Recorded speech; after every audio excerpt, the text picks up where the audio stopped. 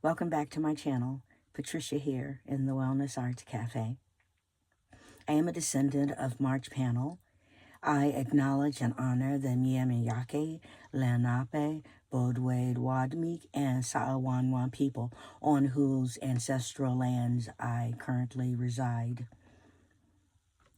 Today, I am going to tell a story, and the story is a story that goes through time, and you might say, well, I'm going to say, it is a story titled Time to Tell a New Story. Before I continue with my story, I want to say thank you, Jasmine Crockett, and thank you, AOC. You two young women are just showing the way to keeping our democracy. May others join you. For standing up and rallying people to hold on to our democracy. Thank you for reminding people to not fall into this shock and awe. They want us to be shocked. They want us to be awed. They want us to go, oh, well, what can we do? Well, we can do a lot. We can stand together and we can say no to fascism, no to having anything other than a democracy.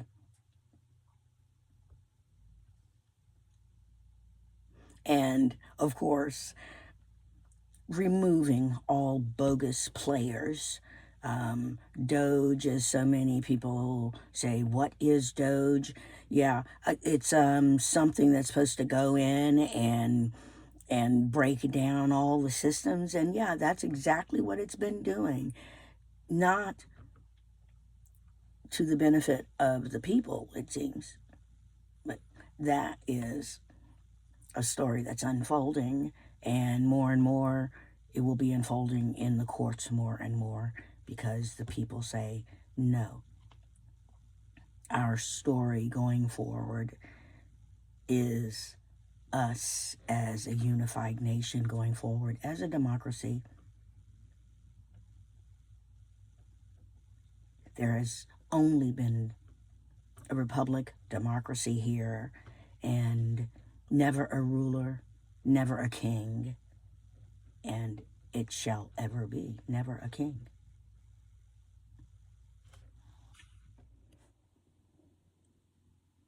To everybody out there who is experiencing PTSD or TSD because of the current events, remember your tools, remember to breathe, and remember to get as many hugs as you can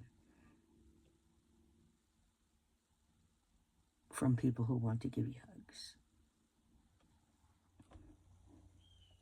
No tax cuts for billionaires. Tax cuts for the needy people in America. The story that I'm going to tell, Time to Tell a New Story, is being made up as I tell it to you. It is based on true facts. The story begins with me being invited to give a storytelling workshop maybe 3 decades back. And I prepare, I get there, and I'm ready to share the wonderful joys of storytelling with this group of people. And as soon as I begin introducing the first story that I thought I would open with, something that I assumed, and that's where I made my big mistake. I assumed that everybody at my workshop would know the story that I had chosen, and it turned out that at least a third of the people in my workshop were from different continents other than this North American one. So I was stopped in my tracks momentarily and had to decide how to go forward with my workshop. But that was a huge lesson to me about, like about how narrow I was thinking about stories. I was only thinking, oh, this is something that everybody can get into, when I was completely wrong. Well, right now, we are in a big story, and it's a story where there are some, I'll call them the bad players, are attempting to move us off course and away from our democracy. And the people are saying, no, we want to keep going with our democracy. So, on with my story. After many years after I had this storytelling workshop, I participated in a poetry writing workshop, which was a retreat of about, I think, 7 to 9 days.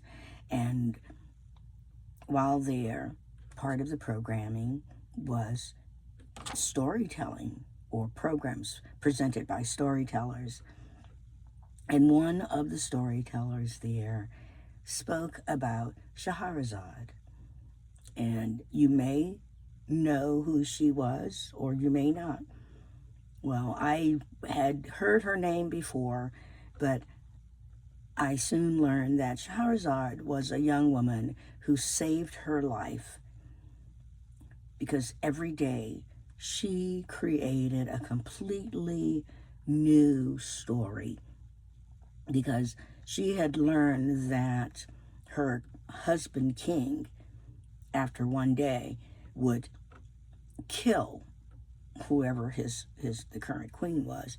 And so she avoided this by every single day telling him a new story, which so intrigued him that he never did kill her. And this person sharing the story about Scheherazade emphasized in her talk that it was important for us humans around the globe to really begin telling ourselves new and different stories that differed from the past. That the past is gone, and because it has been so, or because there may be wannabe kings or whatever, that we, the people, are at a place where we know that we want to come together, and that we want to tell a different story. We want to tell a story where there's more joy and compassion and unity, and we can envision what that is like, and we can only imagine that, having an open and free democracy where we all work together. And how right now we've got a number of different story opportunities before us. We can go towards, and give ourselves up to a king, or we can go be like AOC and have that kind of energy and say, we stand on our democracy. We stand on keeping ourselves free people. And so, and then, of course, I'm sure somebody could envision a story where it's somewhere in the middle. I think, collectively, I think the majority of we envision a positive forward. And on that, I say, together, we are the power. We stand together. We are really the power. And we can and we will be more than we have ever been. So let go of your anger, let go of your fear.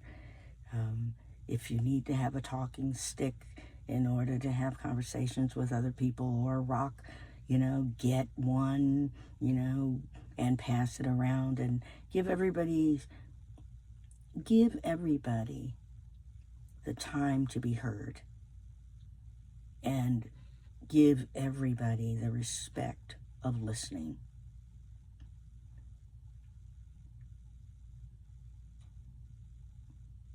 And I say, I am totally done with the liar's bench. It's, well, upward. Stand in democracy, stand in love, stand in kindness, upward.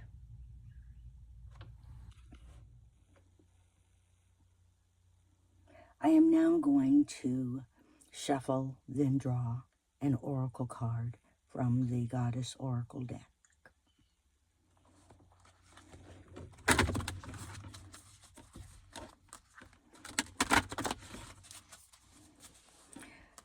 I have been in prayer form, it seems, most of this morning, and invited in my angels, my walk besides, my guides, all positive energy that is available in this time. I call it in, and I'm asking for a card of uplift for the collective in the U.S.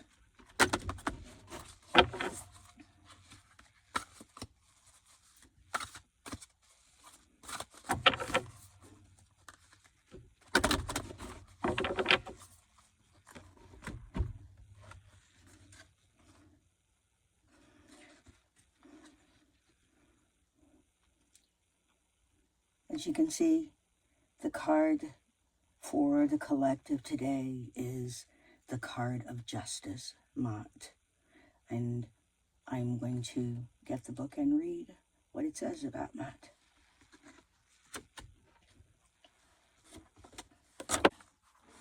Okay, the book, this is the book that accompanies the deck of cards. It says Mott, or Matt, I'm not sure how to say it correctly. I am the law of truth, the path of integrity, preserver of the code, and in my heart justice lives. I weigh all deeds against my feather of truth. I weigh all deeds, and should they prove the heavier, then I give the lessons. I create the opportunities. I open the pathways. I graciously bestow that which needs to be learned, to right all wrongs. And the meaning on this card is, Matt has come with her feather of truth to assist you in bringing justice into your life. Are you in a situation that seems unfair, unjust, unreasonable? Have you used integrity, yet another or others have not, and now you are wounded and seek justice? Have you not been honest in your words, your deeds, your actions? Are you being unjust to others, to yourself? Perhaps your standards are so rigid that you find them impossible to meet and continually need to rebel. Do you have an inner judge who condemns you for any infractions in his or her rule? Now is the time to look at your life and invite justice in. Now is the time to repay all debts, to strike a fair and reasonable balance in all of your dealings. Mott says that the way to wholeness for you lies in accepting the loving nature of justice, which seeks to right all wrongs by administering the lessons needed. And you may have heard or seen writings by a number of people who are speaking about this as a time when we are getting to look at all the sides of ourselves as a culture, and we right now do have an opportunity to choose how we want to go forward. And yes, for entertainment purposes, I and perhaps you wonder, how do we go forward? I say we go forward in love, compassion, and justice, and honesty.